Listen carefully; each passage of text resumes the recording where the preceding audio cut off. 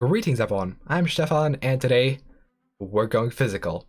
Today's video, we're going to be taking a look at Stellaris Infinite Legacy, which is a board game version of Stellaris, which is actually really cool. I got a chance to talk to the game's creative director and he told me all the rules and I was really impressed because the game plays like Stellaris, it feels like Stellaris, but it's not exactly Stellaris. It's actually playable as a board game. Everything is changed to fit a board game format, and it's actually relatively easy to get into. If you know how to play Stellaris, you'll be able to play this, and if you min-max Stellaris, you'll be able to min-max this Stellaris board game as well. One of the cool things about this board game is that basically everything that is in Stellaris, all the mechanics like, civics, traits, leaders, origins, empires, wars, everything, you name it, is in the game. Now, a couple of things didn't make the cut because the game had to be slightly simplified to fit into a board game fashion without a trillion pieces, but overall it's a really cool product, and today we're going to be taking you guys through how the game actually plays, accompanied by some images that I have show on screen like this. Before we move on, I do have to give a quick disclaimer. Things that I talk about in this video are subject to change. This is a Kickstarter project and the actual game is going to be coming out in 8 to 12 months, so up until then, some rule changes might happen. However, the core mechanics of the game, which is what I'm going to be exploring, are not going to change. Also, if you're interested, please do go on the Kickstarter and use the link in the description, because it does help me if you click on that. Anyways, besides being similar to Stellaris, the game is also similar to an onion. There's a lot of layers, and when we talk about how the game is structured, we can talk about it in layers. The outermost layer is your victory condition.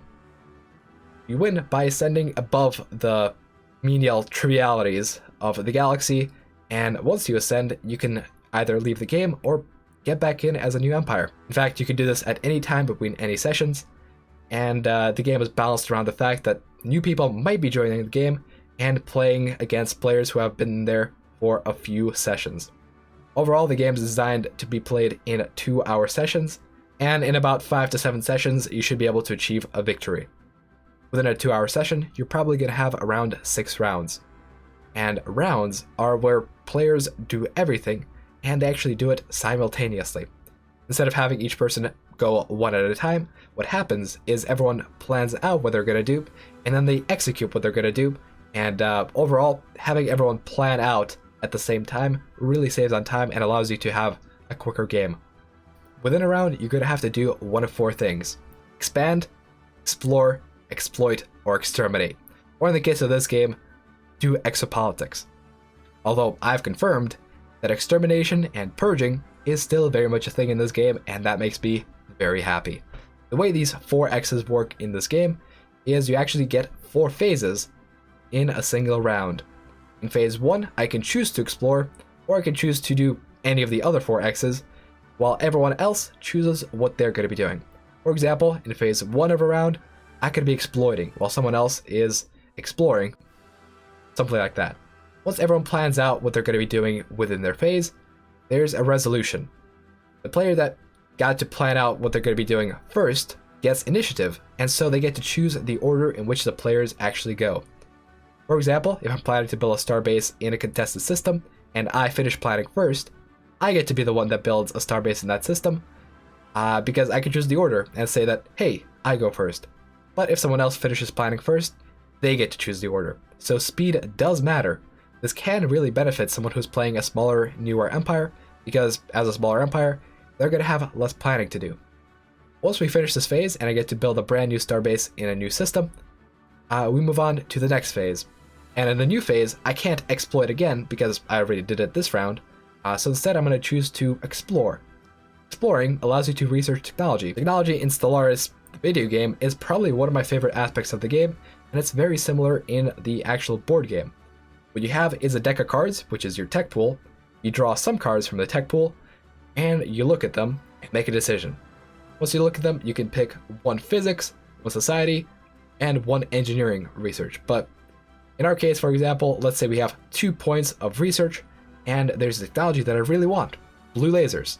It costs 2 points, so I choose that one, research it, and once I'm done researching it, I take UV lasers and put it in the deck where all the other technologies are. So by unlocking technologies, I am able to unlock more technologies later down the line. Tech rushing and tech beelining are probably going to be actual strategies in this game, and I'm looking forward to, just selecting certain techs from the pool to make sure I get that one technology later down the line. In case you guys aren't familiar with tech beelining, I have a video which showcases its use in a Exopolitics rush. So let's say we finish the phase, we do our technologies, everyone else does their own thing, and then I get two options for my third phase. Either I do Exopolitics or I do expansion. Let's say I want to mess with someone else's empire. Because I chose Exopolitics, in that phase, I will get a card, a political card, that allows me to mess with someone else's empire. For example, there's a card that if someone has a lot of crime on their planet, playing that card on them allows you to really stir problems on that planet. And they either have to, fix whatever is going on that planet, or just let it go and suffer the consequences from you exploiting their weaknesses. This diplomacy aspect is really neat in this game, and honestly, I wish it was in the actual Stellaris game. Although, with a spying DLC that is rumored to come out eventually, that's probably going to happen too. Now, while I get the political card during this phase, I don't actually have to use it during this phase. I can use a political card at any point in time. I get to keep it, and if circumstances are right, I get to play it on someone else. During Exopolitics, I also do traditions. Traditions in this game are very similar to traditions in Stellaris. There's, all 7 different branches: expansion, discovery, supremacy, stuff like that.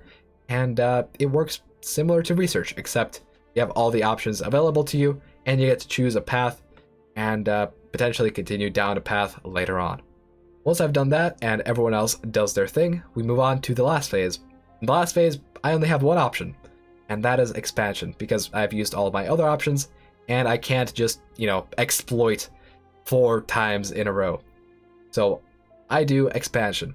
Expansion is actually the primary way that we expand the game board. With expansion, if you send out a civilian ship to survey a new system, you actually get it added to the game board, and you get to add it to your empire. So let's say I sent out a ship and paid the cost for exploring. I get to get a tile, attach it to my empire, and potentially later on I can exploit it and put a starbase on it.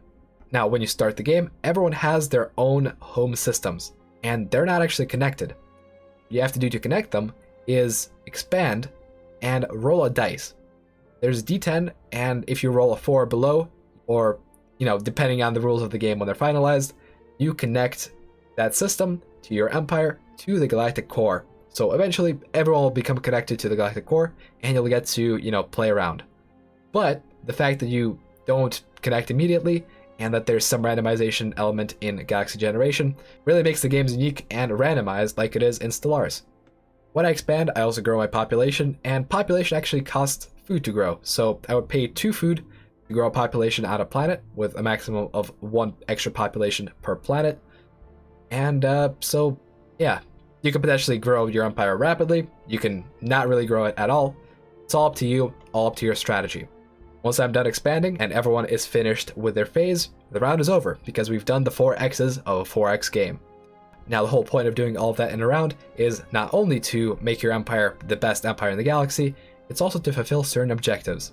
For example, when I'm starting the game, I only have to fulfill 1 objective to be able to advance to my next era. Once I advance to era 2, I have to fulfill 2 objectives, then 3, etc, etc. Once I get to a far enough era, I actually get to ascend and win the game. So doing these objectives is very important. Now, this might not seem too competitive, but consider this. Once someone achieves their objectives and reaches the next era, the objective cards, which are shared by everyone, are reset, and you get new objectives. And so, if someone rushes ahead and is able to complete their objectives, everyone else will stay behind.